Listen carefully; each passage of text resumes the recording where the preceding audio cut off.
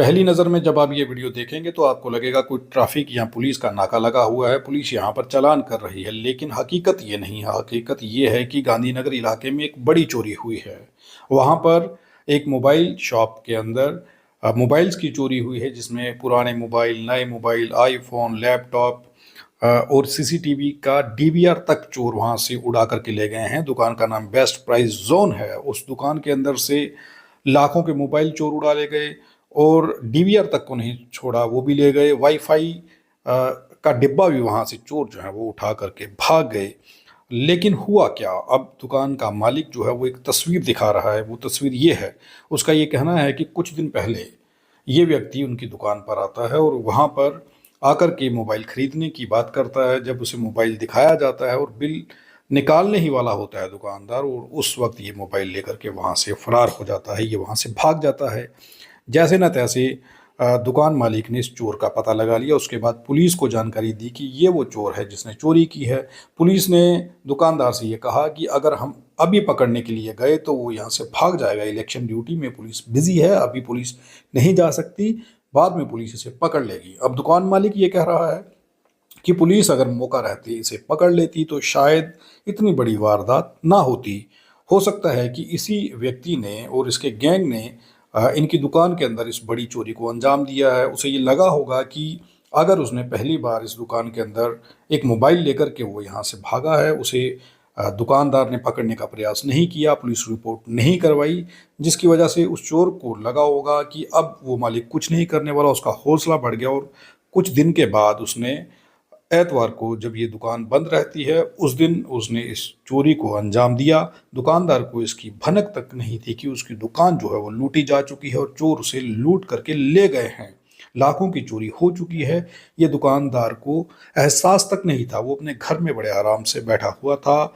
उसने एक ऑर्डर जो था वो फ्लिपकार्ट से मंगवाया हुआ था। फ्लिपकार्ट का डिलीवरी बॉय इस दुकान पर पहुंचा। उसने दुकान पर पहुंचने के बाद दुकान के ऑनर को फ़ोन किया। उसने कहा कि मैं दुकान के बाहर खड़ा हूं। दुकानदार ने कहा कि जो पार्सल आप लेकर के आए हैं वो साथ की दुकान में दे दीजिए।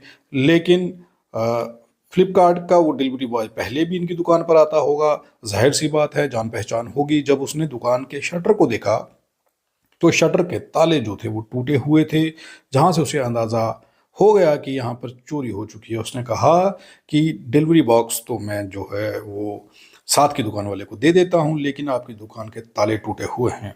ये घटना को सुनते ही दुकान के मालिक अ, बड़ी जल्दी में दुकान पर पहुंचते हैं।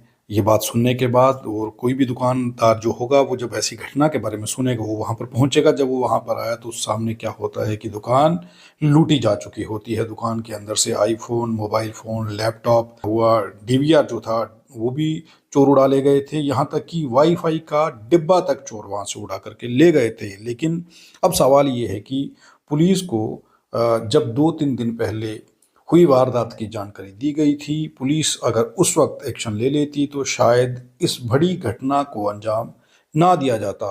दुकानदार का ये कहना है कि जिस व्यक्ति को उन लोगों ने आइडेंटिफाई किया है वो रेशमगर कॉलोनी का रहने वाला है। उसने पहले वहाँ से 2-3 दिन पहले वहाँ से मोबाइल लेकर के जो उनकी दुकान से भागा था, उसके बारे में जब जानकारी जुटाई तो पता चला कि वो नशे का आदी है, वो ड्रग एडिक्टेड है।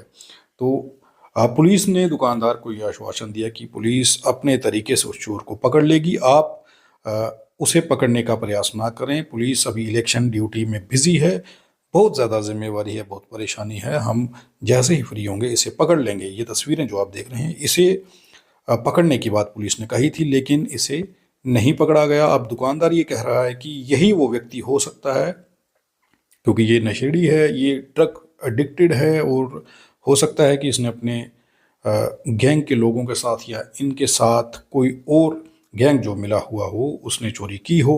अब ये दुकानदार अंदेशा जता रहा है। लेकिन यहाँ पर ये बता दें कि पुलिस प्रशासन के लिए आजकल सर का दर्द बने हुए हैं नशा तस्कर, गैंगस्टर और चोर। ये इस तरीके से चोरियों की मामलों को अंजाम दे रहे हैं कि पुलिस के सर का दर्द बने हुए हैं।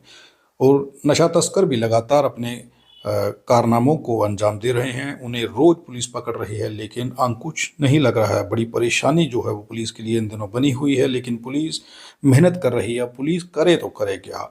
चोरों को पकड़े, नशा तस्करों को पकड़े या फिर आतंकवादियों से लड़े? आखिर पुलिस कहाँ कहाँ इन लोगों के साथ लुहा ले?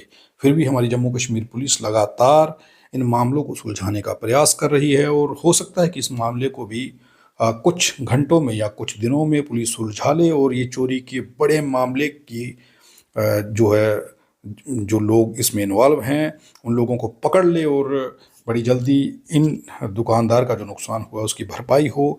और कई सारी ऐसी चोरियां जिनके मामले अभी सॉल्व नहीं हुए हैं, जो केस नहीं सुलझे हैं, उन्हें भी पुलिस सुलझा सकती है। लेकिन सवाल अभी ये है कि आखिर लगातार ये चोरी की वारदात, लगातार नशा तस्करी और लगातार जिस तरीके से गैंगस्टर कल्चर जम्मू में बढ़ा है, उसे देख कर के अब ये लग रहा है कि पुलिस के सर का दर्द ये लोग बन चुके हैं। एक तो जम्मू कश्मीर में लोकसभा चुनाव हो रहे हैं, पुलिस के लिए एक परेशानी वहाँ पर है कि पुलिस को वो जिम्मेवारी भी निभानी है, फ्री एंड फेयर इलेक्शन करवानी है ताकि किसी भी तरीके का माहौल ख़राब ना होगे। उस बीच में इन नशा तस्करों ने, इन चोरों ने, इन गैंगस्टरों ने पुलिस का जीना हराम कर रखा है और आम शहरियों का भी जीना हराम कर दिया है। आम शहरियों को किस तरीके से ये लूट रहे हैं, दिन दिहाड़े गोलियां चला रहे हैं और नशे की तस्करी तो ये खुलेआम कर ही रहे हैं। बिश्नाह के एक मामले को देख लीजिए, एक 21 वर्षीय युवक जो है वो उसकी मौत हो जाती है। उसकी मां ने खुलेआम रोते हुए ये कहा है कि आखिर ये हो क्या रहा है, हर गली मोहल्ले में नशे की तस्करी हो रही है, नशे का व्यापार हो रहा है। और दूसरी ओर मीरा साहब का एक मामला जो है जिसमें पुलिस ने 3 गैंगस्टरों को पकड़ा है, उसमें भी एक बड़ी कॉन्स्पिरेसी है। उसमें भी अगर आप देखिए तो एक रहस्य अभी बना हुआ है कि आखिर ये घटनाक्रम हुआ कैसे, और एक जगह नहीं 2-2 जगह जो है वो गोली कांड कर किया गया, गोली चलाई गई और पुलिस ने समय रहते उन गैंगस्टरों को तो पकड़ लिया। लेकिन अब ये सवाल है कि किस तरीके से इन चोरियों पर अंकुश लगेगा, कैसे नशा तस्करी के गिरोह जो काम कर रहे हैं उन्हें पकड़ा जाएगा, उन पर रोक लगाई जाएगी और कैसे गैंगस्टरों को जेल में पुलिस डालेगी। अब पुलिस के लिए ये एक चैलेंज बन गया है। अगर पुलिस ने समय रहते इन सारी घटनाओं को ना रोका और इन